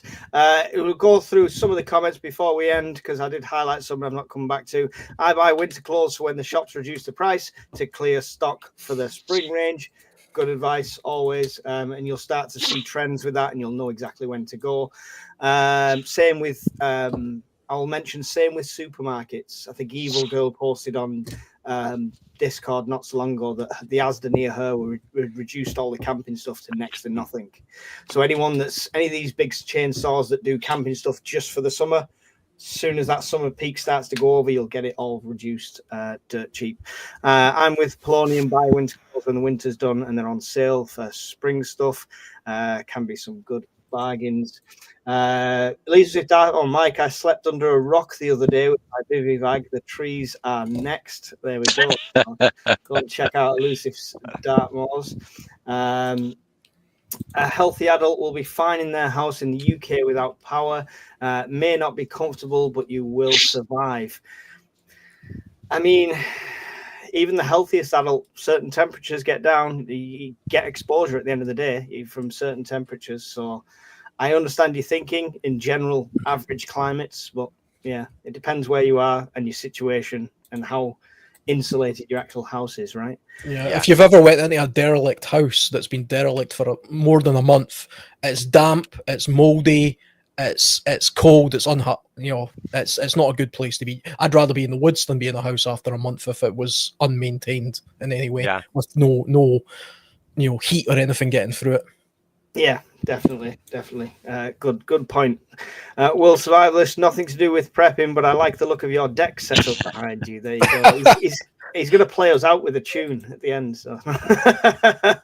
Yeah. Some good idea, guys. Lots to think about, says the Silent Legion UK. That is an awesome name as well. I really like it. They've got a Facebook group as well. Is that the same one? Same one. I think so. Right. Okay. Yeah. They've got their own berets now, haven't they? Is that the one I'm thinking of? I think so. Yeah, there we go. Nice people. Opinion on Dutch oven. Yeah, I've got one and it can cook a fray bentos on a campfire. So there we go. That's my opinion. Really good. Does anyone put stock in a Dutch oven? I've got some Dutch ovens. Yeah, I've got a whole bunch of them. In fact, they're fantastic. But you're not bugging out with them, and you're not hiking with them. They're incredibly heavy. Yeah. They have to be maintained. They have to be looked after properly. The one thing about Dutch ovens, though, is if you were really looking at like deep prepping, sort of like homestead type stuff, a Dutch oven, if maintained and seasoned, will literally last a lifetime. People used to pass them down to their children, because they were that good. And cookware is something that's taken for granted. Containers are taken for granted. Dutch ovens will last forever if you look after them. It's also something that can really help reduce fuel costs, right? Because you can heat something up in a Dutch oven, you can put it in something like a hair box and leave it covered, and it will continue to cook for quite a while afterwards, just from that initial heat. So it's a similar sort of thing with that. Yeah. Thermal undies plus socks. The reason I highlighted that one is purely because keep in mind in winter, whether you're in the car, whether you're walking, whether you're at home, it's a lot cheaper and a lot more economical energy-wise to heat a person than it is a room or a house or an area. So clothing should never be overlooked on that one. Invest in merino wool if you're going for thermal clothing. You can get the much cheaper stuff, the cotton-based stuff. To be honest, it's garbage. Merino wool, it's a little bit more expensive. It's not crazy expensive. Ice bearing stuff do good products. Again, make sure it's above 80%. But Alan will do it in 4 manageable payments over a year. But wait, buy the leggings and get the posing pouch thong free. But wait, there's more. Miss Worm, I'd like to have an oven again. It's electric hob, and told Mr. Evil we would need one before Christmas. What food do you keep in your car? So I mentioned my protein bars and the biscuits is like what stays in there. If I'm going on a trip and I don't need the boot room, then I've got a little car load pack, which is, to be honest, mostly MREs, mostly military wet rations and stuff like that, and the accessories that come alongside. Brian, food in car? The American MREs, mate, purely because you get a little bag heater with them and they're easier to heat. Right, yeah, the flameless ration heaters, which you can get separately. So if you've already got British MREs, you could get them separately. So they're expensive, but they're good for that. Yeah, definitely. Food in the car, Alan? Yeah, I've got a British Army wet food, which I tend to keep one of those little pouches in there as well. I did one time actually have a packet of Snickers bars, and in the winter I did decide, you know what, I'm going to have one of these. It was rock solid. It's like try eating a frozen Snickers bar. It's pretty much impossible. Oh, we used to love frozen Mars bars. It lasted, you could give it the kids and it lasts for hours instead of 2 minutes. It was awesome. Food in a car is really just a comfort thing because you're not likely to be in your car for too long, hopefully. It's a valid point though. Brian's preps, he's had to regulate the temperature with the air conditioning throughout the heat. And Alan mentions Mars bars being frozen. Cars are literally either an oven or an ice box in the winter when you get it in the morning, if you've not heated it up with the remote control like I can do, or in the summer turns into an absolute oven. So please think about, if you're leaving food in there, is it going to sustain them temperature differences? There is actually, I was just going to say, I wasn't going to mention too much about what's in the box in the car because I did a video about it, but I've got a pillar candle in there, a 12-hour pillar candle with matches. As demonstrated behind Brian. Yeah. I tell you what, see that candle inside a car lit actually will slightly heat up a car to the point where it demists the windows. It brings the temperature to that kind of level. Plus, with your radiant body heat, that might just be enough to keep, if you've got a bottle of water, for example, and you're on the side of the motorway in the depths of winter, it won't freeze. One of those bad boys. That's for heating the lorry. It also provides light in the car as well. Why do I suddenly feel really inadequate? All I've got is these little things. It's not about the size, Alan. Don't believe what they tell you. I hope that's true. Yeah, it's not about the size. It's not about the size of it. It's the burn rate. It's the burn. Yeah. 5 seconds still counts, right? We're still talking about candles, aren't we? Actually, though, what would you do with all the wax? So many jokes, so many ways to get Mike banned. I'm not going to go there. I think he's talking to you, Alan, when it's burning in the car. Yeah. Well, most of a candle just burns away. It doesn't just turn into a big puddle. It's yeah. You'll get a little bit, but I'm sure you could find somewhere in the car to be honest. I've never burnt a pillar candle in my car. I just have one in my car. Video coming next week. But today in Scotland, man was killed in car after lighting candle. The only reason I ask is because, like you said, most of it burns away, but the bit that is left, you could use that as some kind of food, like a chalk. No, that's it. I know you can, but oh no, the texture of it. No thanks. But no, you could use it and actually put it in a lock. You can use it in a lock if a lock gets a little bit rusty. It's like a form of a lubricant. Well, it depends on how thick the candle is and what. Giggity. I think if you're at the stage you're lighting a candle to stay alive in your car, I think reusing that little bit at the end is the last thing on your mind. But I'm always up for the thing about a candle in the car as well is, though, it saves you having to put the light on in the car, which just a drawn power. So in the winter, remember, it's dark in the winter at 3 o'clock in the afternoon. So if you're sitting in the pitch black in your car, just having a candle burning away for the hours at a time, it'll light the whole car up. It put a tiny little bit of heat. I think it's a good prep to have. I got that idea from a Canadian survivalist, so he said it works, and he's in -30, so I believe him. I believe him fully, because when we did the Civil War camping, it's a canvas tent which is really thick and it'll keep heat in or out, sort of thing. And before you went to bed, you'd light and that was just a single like dinner candle sort of thing. Yeah. And you'd light that before you went to bed, an hour or two, and the whole tent would warm up with it. So it was great. Ben, what food in the car? 3 Bentos pies, a few tins of the in the car. How the fuck are you going to cook it? Easy. Go on. Very easy. Rocket stove. I've done it before. Brian's so I've never confused. tried doing a Fray Bentos pie on a rocket stove. How do you In the crisp car? the pastry? In the car? No, he'd get out the car and cook. Yeah, I thought his candle was a step to the wild side, but shit, you're going down there. You've got a stove set up, Alan. You're going to need to up your game.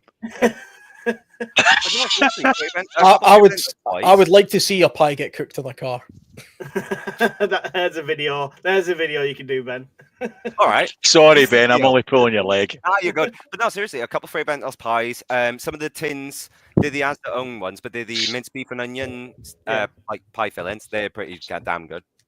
And a load of freeze-dried ice cream. Okay. And plenty of water for the freeze dry as well. Yeah. We've got about 4 or 5 litres. Yeah. That's about, so we're pretty all right on that. Cool. Awesome. I hope that answers the question.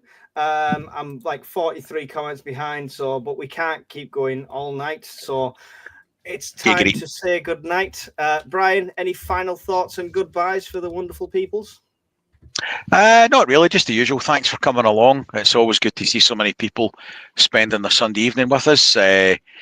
And we do try and stay on topic, but the comments dictate the flow, so it goes a bit rogue.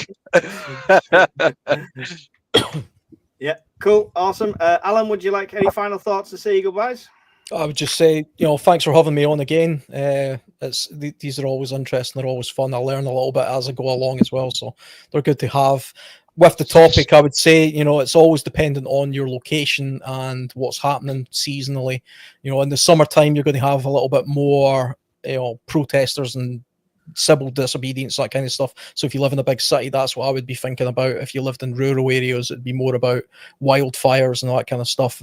In the autumn time, it would be all about flooding and weather, and obviously the winter we've extensively talked about. So just a little bit of pay attention to what your needs are as opposed to what my needs are, because they'll be completely different, 100%, yeah. Brian? Can I say something, Mike? Just on the back of Alan there with the forest fires. I meant to say earlier on, I'm in the middle of doing a drone pilot course now. And the guy that was taking the course yesterday, he had so many people from Forest Scotland. They've got a lot of drone pilots now, apparently.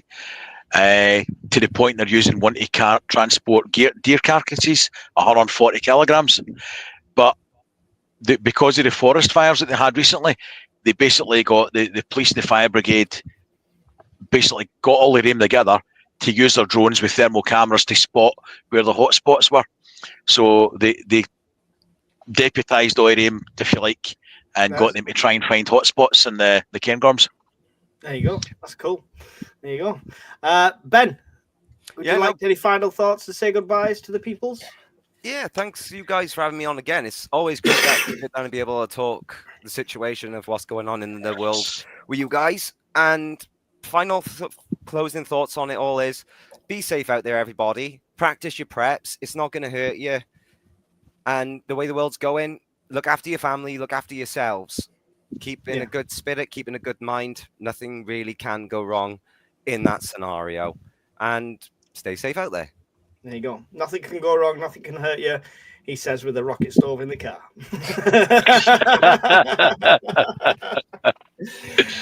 From me, guys, thank you for your continued support. I'm just somebody who sits in front of a mic and chats rubbish, and these guys are the stars of the show. So please go and show your love to their channels and subscribe and watch their videos and stuff like that. It's the least we can do for them for giving up their time tonight. Thank you to Miss Worm and Evil for doing our moderating this evening. It's really, really appreciated. Thank you for the continued support on the channel, and we'll see you in another video really soon. Goodbye. Round the fire, warm and bright, stocked up food for the night. Got our plans set in gold for the days when it's cold.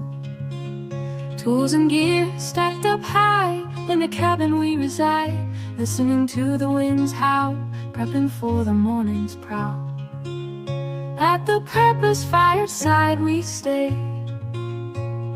ready for that fateful day. Stories shared and hearts alight, round the fire every night.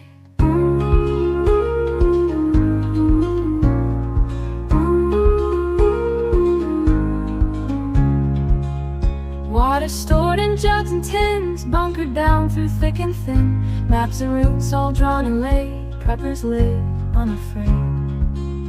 At the preppers' fireside we stay, ready for that fateful day. Stories shared and hearts alight, round the fire every night.